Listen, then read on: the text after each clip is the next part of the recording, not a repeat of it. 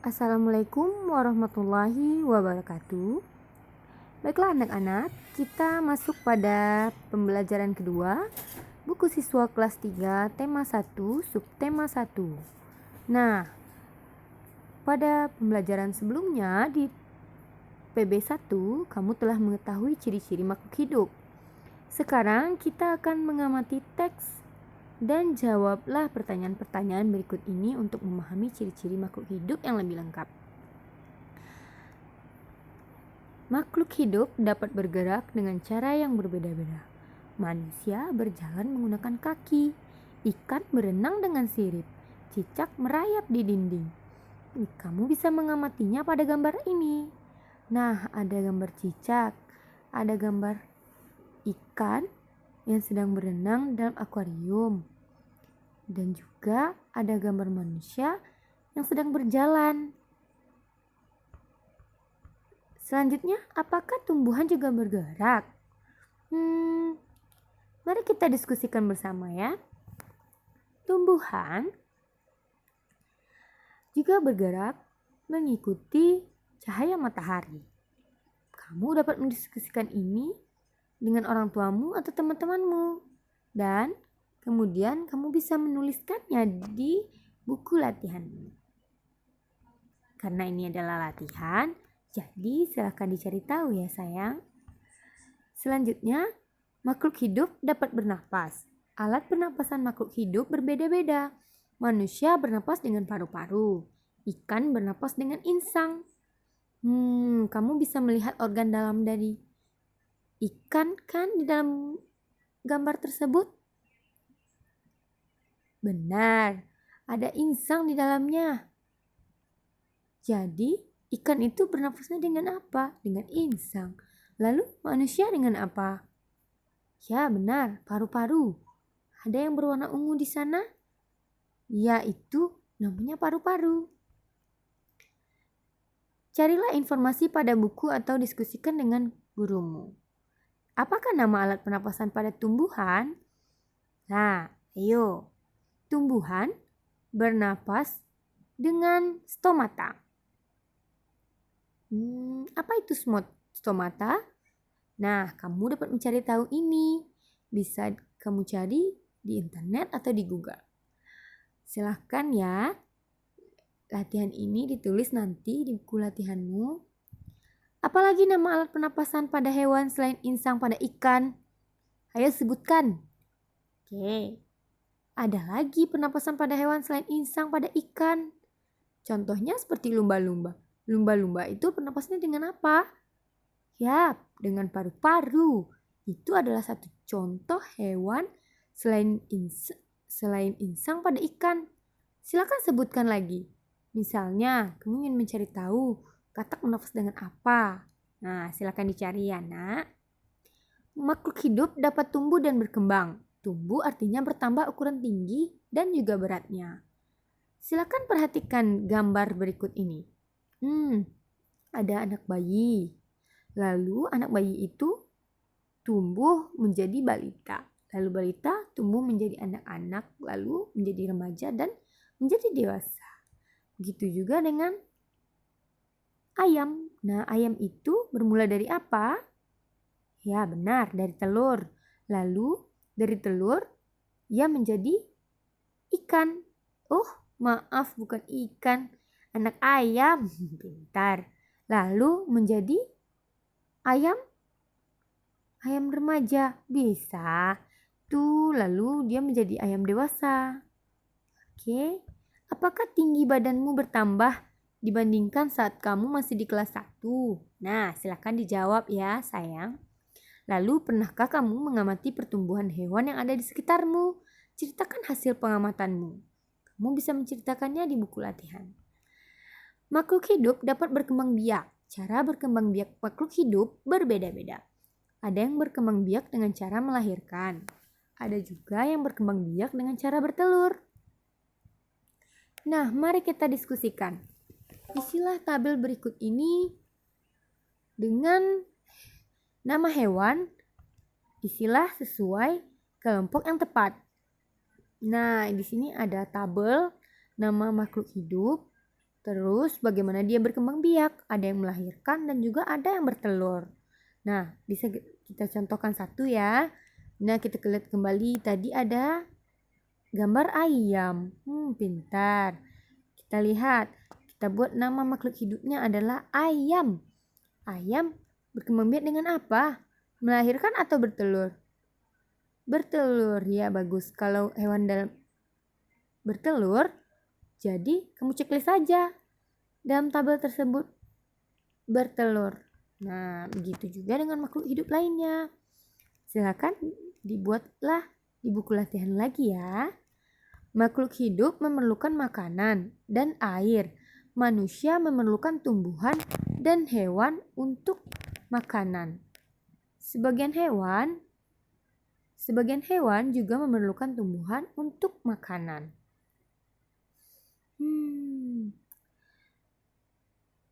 Jadi makhluk hidup itu semuanya memerlukan makanan dan air. Termasuk juga tumbuhan. Tumbuhan memerlukan makanan. Makanannya tumbuhan apa ya? Makanan tumbuhan itu seperti pupuk dan air yang diperlukannya untuk berfotosintesis. Lalu sebagian hewan juga memerlukan tumbuhan untuk makanan. Ya, benar.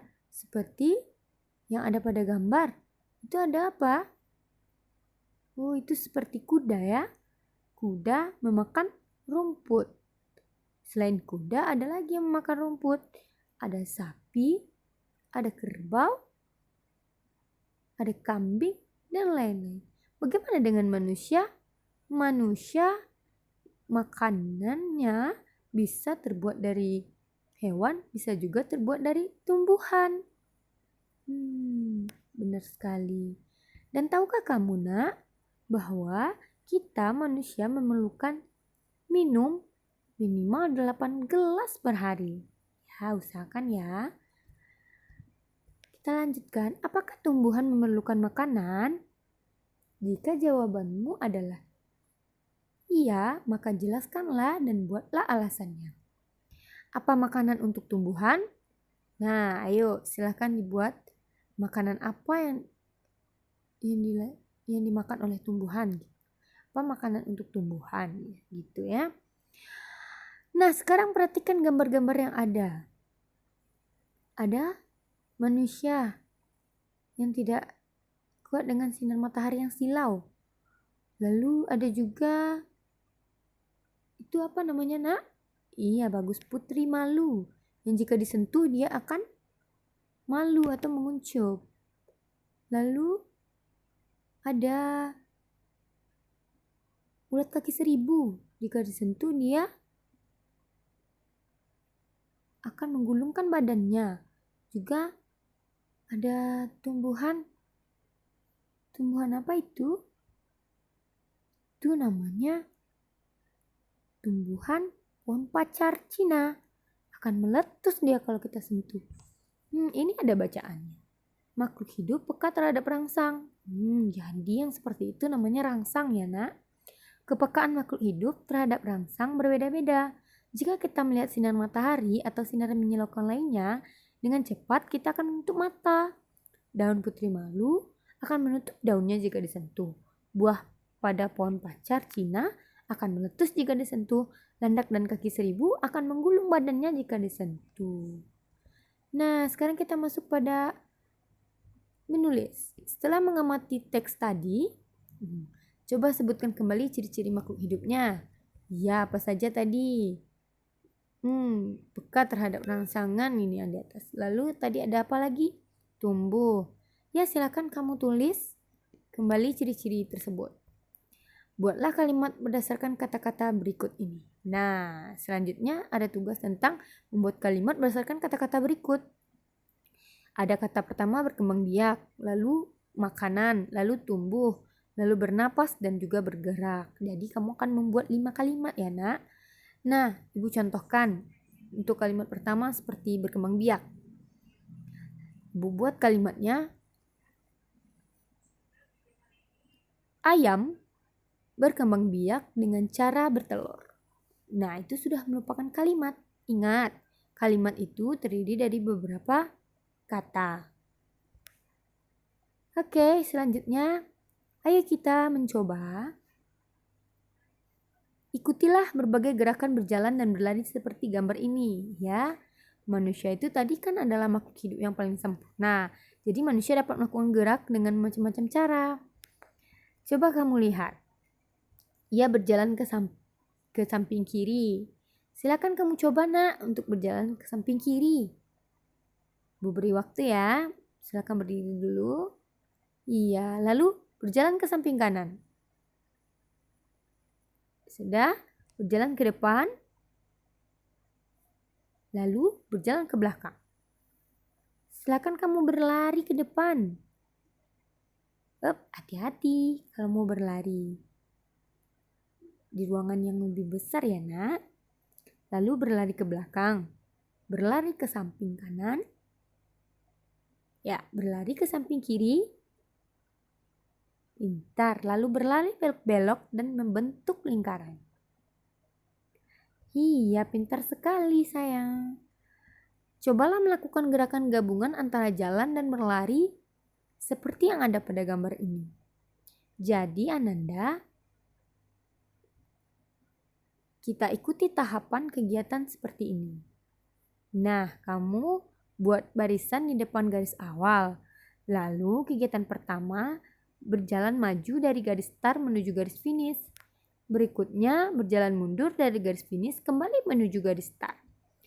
Kegiatan kedua adalah berlari maju dari garis start menuju garis finish.